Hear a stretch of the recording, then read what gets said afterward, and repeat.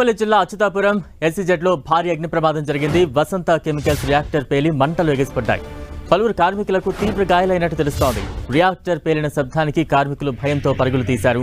సమాచారం అందుకున్న అగ్నిమాపక సిబ్బంది ఘటనా స్థలానికి చేరుకుని మంటలను ఆర్పే ప్రయత్నం చేస్తున్నాయి.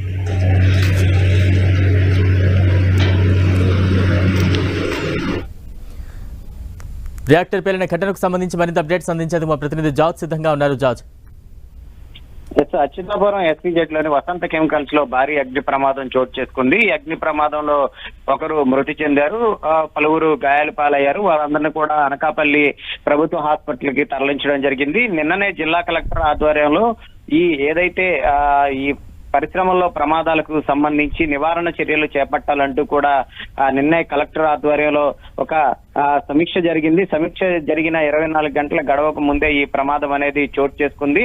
అయితే ఈ ప్రమాదంపై హోంమంత్రి అనిత కూడా స్పందించడం జరిగింది. జిల్లా కలెక్టర్ కు ఫోన్ చేసి ప్రమాదానికి గల కారణాలు ఆరా తీశారు. అంతేకాకుండా క్షతగాత్రులకు మెరుగైన వైద్యం అందించాలని, సహాయక చర్యలు వేగవంతం చేయాలని ఆదేశాలు చేశారు. ప్రస్తుతానికైతే చూసుకున్నట్లయితే మంటలు సైతం కూడా అదుపులోకి రావడం జరిగింది. అయితే ఈ క్రమంలో ఇక్కడ అచ్యుతాపురంలోని ఎస్సీజెడ్లకు చూసుకున్నట్లయితే గనక ప్రమాదాలు బ్రేకింగ్ న్యూస్ అందుతోంది. ఈ పేలుడులో ఒక కార్మికుడు మృతి చెందినట్టు తెలుస్తోంది. ఏమైనా అప్డేట్స్ ఉన్నాయా? ఆయన వివరాలు ఏమైనా తెలుసుకునే ప్రయత్నం చేస్తున్నారా? ప్రస్తుతానికి ఆ కార్మికుడిని అనకాపల్లి ప్రభుత్వ హాస్పిటల్కి అయితే తరలించడం జరిగింది. అతను తీవ్ర గాయాలై పాలవడంతోనే వెంటనే హుటాహుటిన అంబులెన్స్ లో అతను అక్కడ అనకాపల్లి ప్రభుత్వ ఆసుపత్రికి తీసుకెళ్లడం జరిగింది. ఈ లోపల ఆయన మృతి చెందినట్లు డాక్టర్లు ధృవీకరించారు. అయితే ప్రస్తుతానికి ఆ కార్మికుడి యొక్క వివరాలు అవన్నీ కూడా తెలుసుకునే ప్రయత్నం చేస్తూ ఉన్నాము.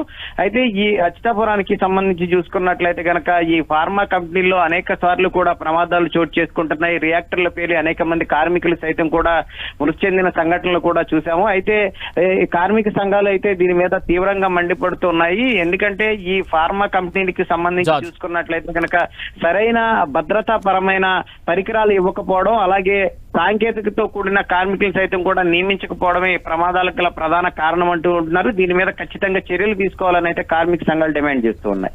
అంటే ఈ ప్రమాదానికి గల కారణాలు ఏమని చెప్తున్నారు అధికారులు? మరోవైపు గాయపడ్డ వారికి ఎటువంటి చికిత్స అందుతోంది? వారిని ఎక్కడ, ఏ హాస్పిటల్లో వారిని చేర్పించారు? గాయపడిన వారందరినీ కూడా అనకాపల్లి ప్రభుత్వ హాస్పిటల్కి అయితే తరలించడం జరిగింది.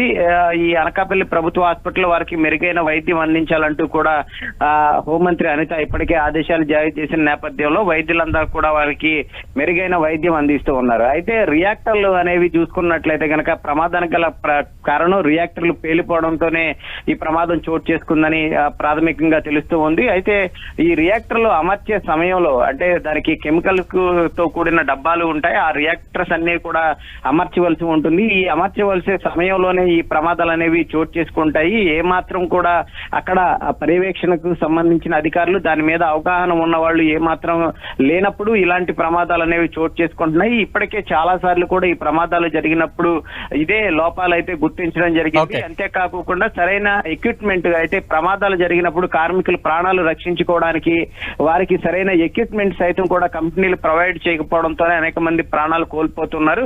ఖచ్చితంగా దీని మీద అయితే చర్యలు తీసుకోవాలంటూ కూడా కార్మిక సంఘాలు డిమాండ్ చేస్తూ ఉన్నాయి. Thank you George.